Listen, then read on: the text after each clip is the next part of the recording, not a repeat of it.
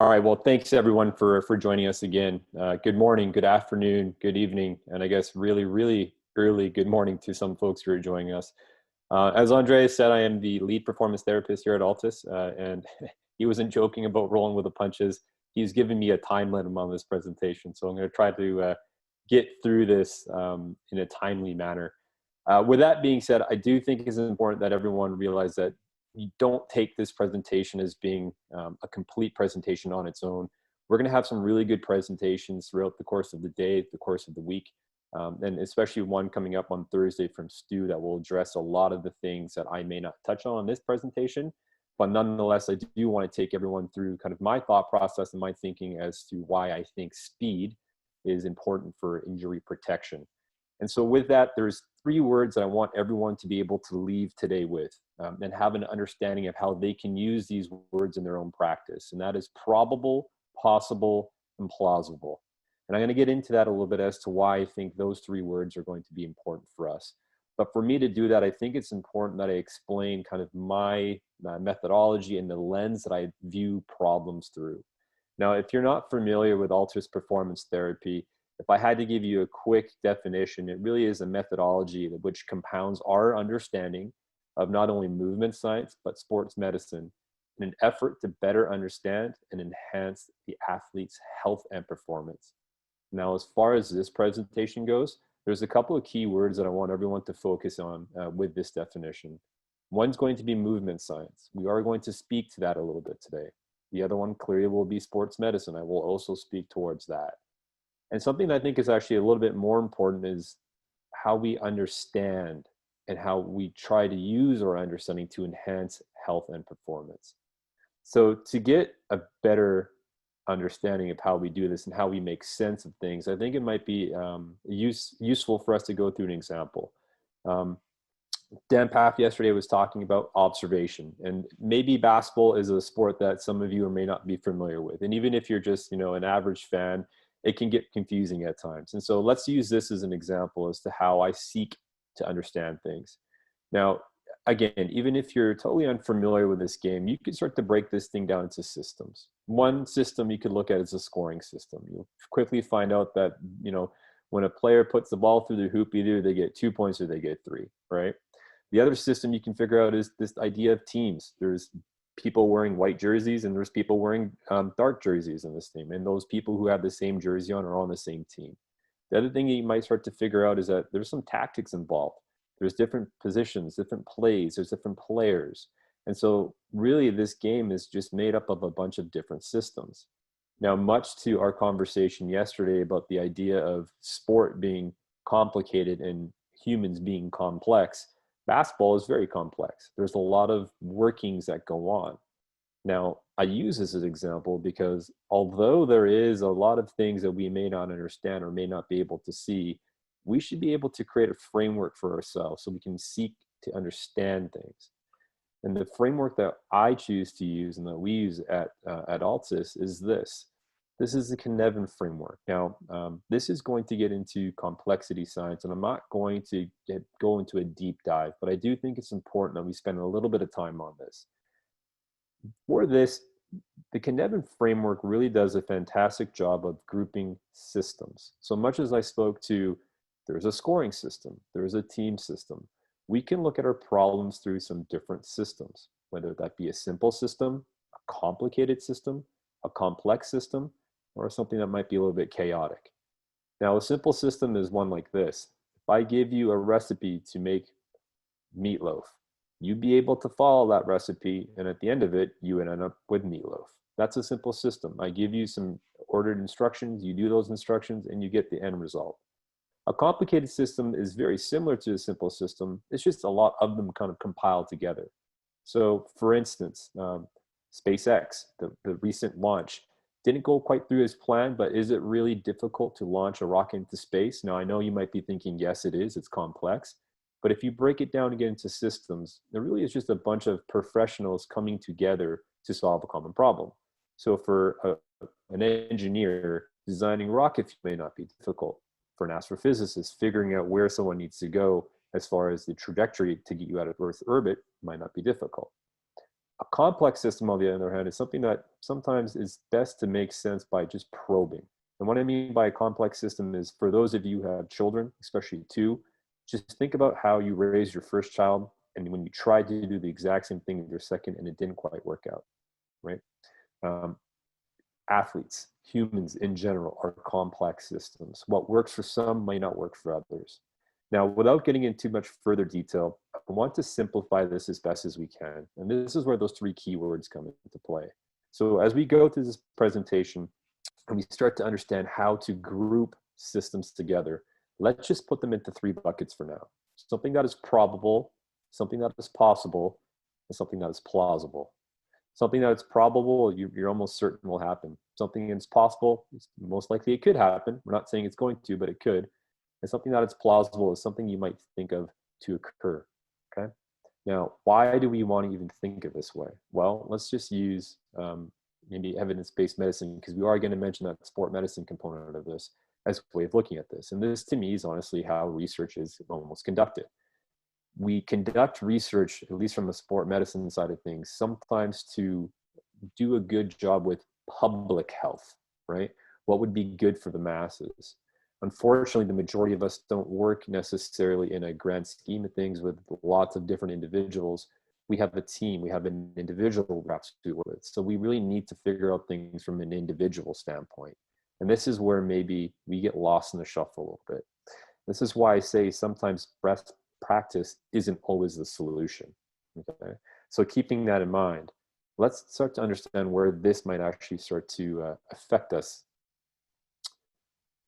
If you ever see an athlete run like this, to me as a therapist, it's almost there's a problem moment.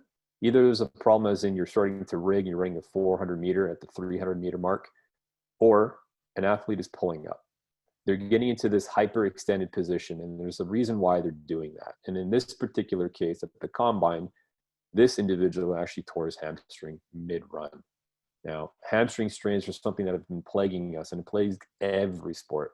I think we always like to jump to UEFA and really what's going on in the Premier League, and we can start to see that the annual incidence has been increasing over the years. Now, it's not just the number of injuries that are important to remember. There's a whole lot of other factors that go on that we need to be thinking of as well. And one is the financial burden that it's causing. There is upwards of $40 million that go into every injury the Premier League will have. Now, that starts to affect everyone from top down. And so you can start to understand why owners are getting pressured not to have injuries. That's getting translated down to the coach. And ultimately that comes down to us as therapists. Why are people getting injured? And it's not necessarily just soccer. The rates of injury for hamstrings have been increasing in pretty much every sport, where in some instances, the prevalence is at 60%. So 60% of your injuries are going to be a hamstring strain. So that is something to worry about. Now, as far as sports medicine goes, here's almost kind of where I think we're at. We are looking at stuff through a very microscopic lens. We're trying to pull out and tease out these individual components and look at them and try to make a decision. I almost think it's as sports medicine is trying to play this role of being able to predict injury after it occurs, or hindsight being 2020. And there's a ton of research that's out there that looks at this, but nothing that nearly gives us some information to kind of act on. Now, again, if you just take a step back, you might start to realize that therapists, and especially sports medicine, they're like sheepdog, right? They will respond when something happens. They're not necessarily proactive. They're not like the wolf who's out looking for prey. And I almost think that when you're working within the performance environment as a performance therapist, there might be time to switch our roles. It might be time to become that wolf. It might be time for us to be a little bit more proactive in understanding things through a different lens. And what would that lens look like? I also don't want to just single out sports medicine. I have a beef with researchers as well. I think this slide speaks really well to how most research is conducted from an empirical standpoint. We have a problem. We're going to try to find a solution to that problem, right? We conduct a study so that everything that goes on to that study is trying to answer this question. We're trying to get, and I mean, I understand as to why these things occur a certain way, but we are trying to find the minutia. We're trying to find the answer to a problem. Whereas if we look at mathematics and how they model, they're actually taking in information that's already been in existence, trying to explain that information a little bit, create methods around that information, and then, mention a problem. The problem with it is that it starts to get lost in the shuffle of your original problem. But maybe this is something that we could start to look at.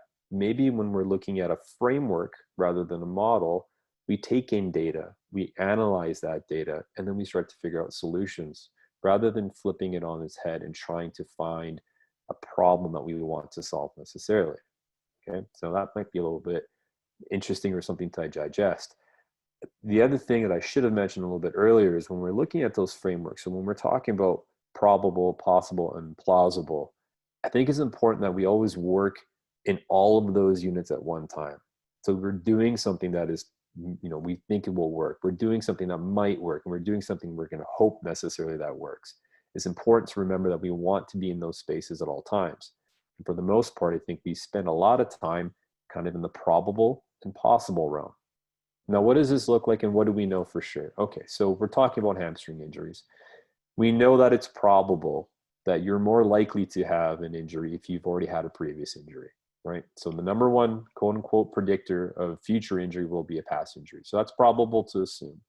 What are some things that are possible? Well, we know that strength plays a role.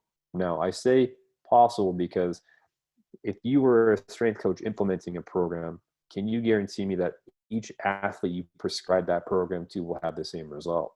And the answer is no. You have responders and non-responders. So that's why there's a probability that we might have strength as a component to what we see from a hamstring injury. It's a high component, and it should never be removed necessarily from a program, but it's just one thing. Now, with this diagram from Jordan Mataguchi, you can start to see that there's a lot of things that go on to a hamstring strain. It's not just this one simple identity. But what is interesting is that even though we've done all this research, have we actually found the key to hamstring prevention, injury prevention? And the answer is no. We've done a lot, yet I just said earlier, the number of hamstring injuries are increasing. And this kind of leads to what J.B. Moran defines as his knowledge paradox. We think we have some keys, but we might not actually have the key. Or if we have a key, it may not be the right key. Or perhaps the key that we think we have isn't being implemented the way it should be.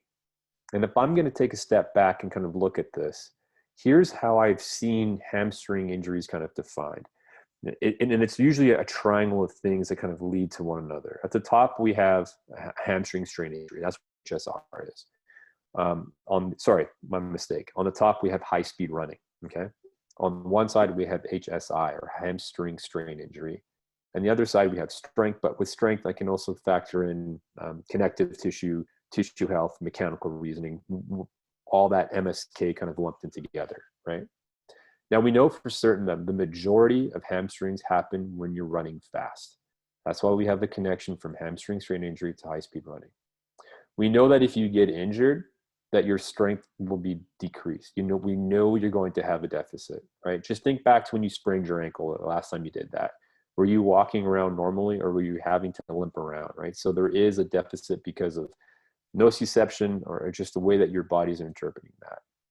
Conversely, there's some good research out there that says that if you're not strong, if you don't have a base level of strength, it is possible that you'll have a hamstring strain. And this is where the work of Tony Shields has really come into play. So eccentrics, and then being an important part, or certain ratios you may have heard of as well, right? So we've looked at these keys, and we've done a lot of research, and we should continue to do that. So please don't mistake me for saying that this is not important work, because it is. And I said earlier, the goal is to spend our time in each of those three segments, right? We don't want to necessarily just be in one.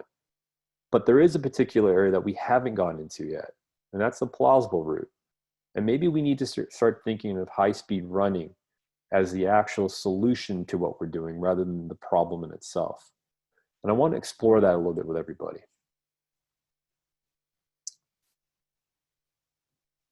When we talked about that fourth realm, that was chaos. That's when you fall into a system that you don't understand. There is no right, there is no wrong, and there's nothing that you can necessarily do based off your past to help you navigate through that system, right? Now, ideally, you never fall into that while you're working as a performance therapist. You always have something that you can pull back to make sense of things, or be able to help figure some things out. But then there are also times where you might actually want to induce that. You might also want to try to induce some hormesis, if you will, as a way to almost act as a vaccine. And I think that if we start to look at this new way of thinking about running, that might actually be the solution. So let's take a little bit of a deeper dive into this. Earlier, I had posted that paper about 4% increase in the rate of hamstring injuries. Martin Bouchette came back with a response, which is really interesting. And I recommend everyone read this paper, and it's about the injury rate and prevention in elite athletes and how he thinks that there actually is a slightly different view on hamstring injuries, and it may not actually be going up, or it may not be increasing in certain clubs. And why is that? If you start to look at what certain clubs do, they may not be following what is best practice. They may not actually be following what the research has. And I found that to be super interesting. It's like, okay, now we're going to take a step away from just working in the realm of, possible. We're going to move into a different space. Now, alongside that, there's two other papers that I think are very important for us to at least mention in the conversation. Surely there's other ones. But these two papers, right, by Schernemans and Dabrowski, talk about mechanics. Now, when I say mechanics in this context, I'm talking about kinematics, okay? So Dan had that discussion of biomechanics yesterday, and he was biasing his talk to the actual kinematics, or what things look like. Now, there is going to be a lot more smarter people than me that will be talking about the biomechanics, so I don't want to spend too much time in this area, but it is an important one to highlight for this reason. Can running mechanics lead to hamstring injury? And wholeheartedly, I believe yes. It just makes inherent sense to me. And it's interesting to see that the research is starting to shift that way a little bit. And if the research is starting to shift that way a little bit, are we starting to think of running differently? Are we going to move away from just thinking that it's something that we do inherently within sport? It's something that it's just, we ambulate. We do this because we have to. Or are we going to start to think of running as a skill? And if we start to think of it as a skill, well, then the context changes. Again, I'm kind of pulling back from that conversation that Fergus had yesterday. We can't improve everybody for every possible situation that could occur. And most people would agree with that. Like if you have any team sport, there's going to be scenarios that they get into that, we just can't replicate in practice. Now, do we think that same way about running? Are there going to be different positions that an athlete needs to get out of, how they create speed, how they generate force? Will those be different? And if they are, then we can start to think of this as a skill. And if it's a skill, then maybe there's certain components that we could be working. So let's look into that just a little bit deeper. When we talk about skill acquisition or motor control, there's been a lot of talk about this idea about activation. And so let's talk about activation and running in itself. Is it possible that we are able to activate certain areas of our body? Are we able to activate the hamstring group specifically the same as we would if we were running in the weight room? And there's a lot of evidence that points to no, it's different, right? So our ability to connect, our ability to have what I refer to as task fidelity, or that's just really a fancy word for saying being specific with what we're doing, or maybe as Dan Paff might say, there's generations removed from what the actual event is. We can't replicate that necessarily in the weight room, at least from a coordination standpoint. Okay, so if you're going to run, you will invoke a different pattern or a different activation pattern than if you were just in the weight room doing squats, right? So let's take that for one instance. Okay, so then what happens when we start to look at loading rates? I just said that running is a different activation pattern, and that pattern will change the faster you go. Okay, so if you're starting off in an acceleration, you might be relatively slow, you start to pick up speed, and then eventually you get to what we would call upright, or you're reaching a maximal velocity. Now, I get that in team sport, this is not going to happen the way it happens in track and field. However, there are scenarios where that will happen, and that speed might be slightly different.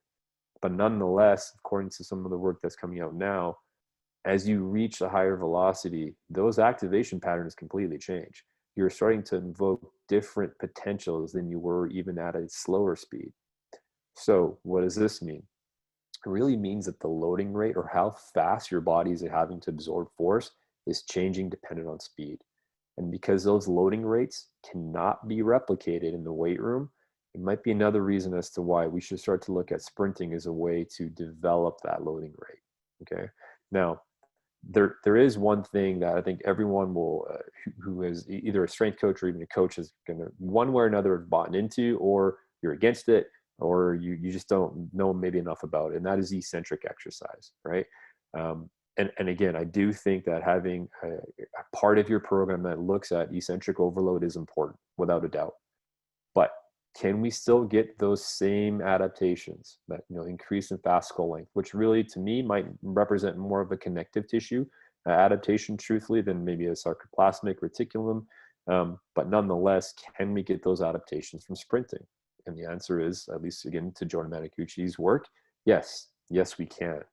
So now sprinting might become a viable option rather than doing some activities in the weight room. In addition to that, if you start to speak, and I know Ken will probably talk about this a little bit later, if you start to look at what I've just spoke about, how patterns of movement are starting to change, the loading rate changes as you increase velocity, and now I'm saying that you can have this eccentric contraction when you run. It inherently just makes sense. The faster you go, as you get into that terminal swing phase, your shank or your calf needs to slow down, and that's going to cause an eccentric stretch onto the hamstring group, right? And that in itself can be this eccentric overload that you will never be able to replicate in the weight room.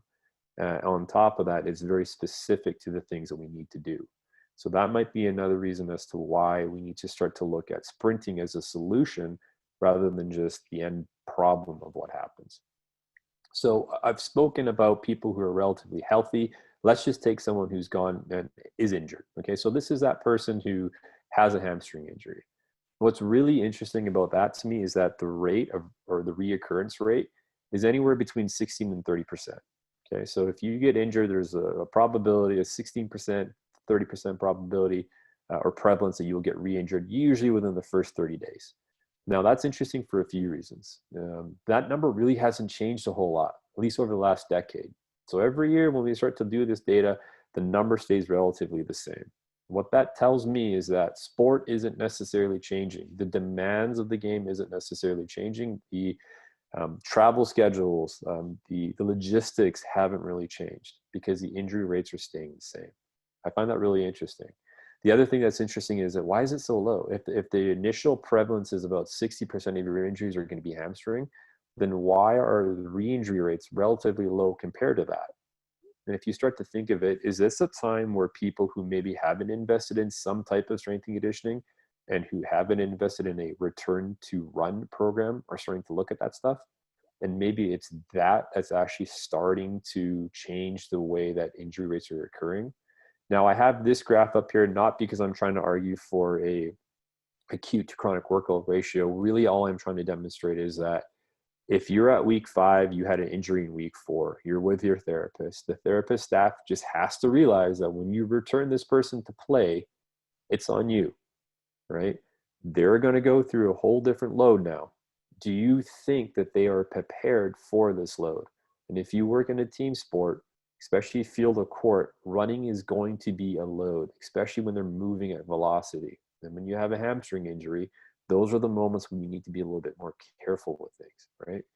So what do we do as a therapist?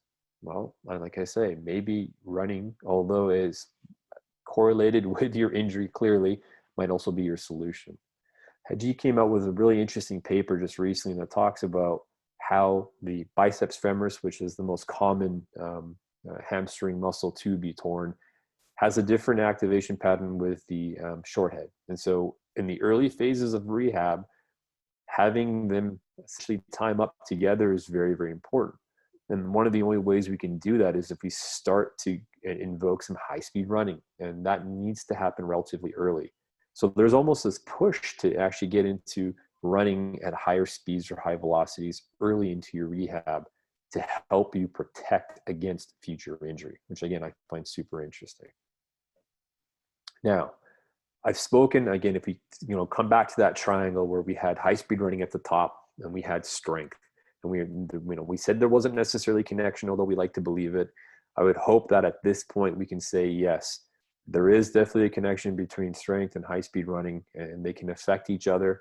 But more importantly, high speed running can lead to changes in how an athlete's going to move based off their physiological adaptation. But what about actual injuries now? Can hamstring uh, injuries, quote unquote, be protected against? I don't want to say the word preventative because I don't necessarily believe in that, but can we protect against hamstring injuries if we start to use some form of high-speed running?